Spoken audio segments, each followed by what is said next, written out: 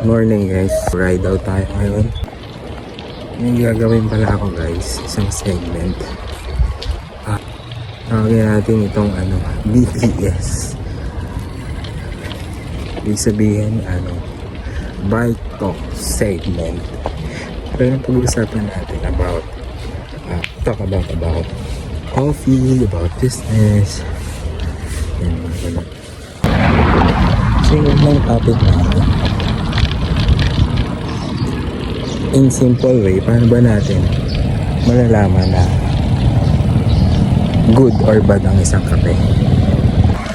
So there are simple ways that we can do to assess, for we to know if the coffee is good or bad. Number one is fragrance, or yung amoy niya.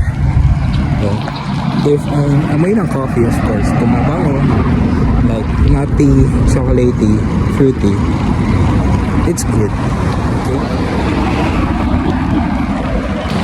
Pero kung ang kape ay amoy lupa, amoy kahoy,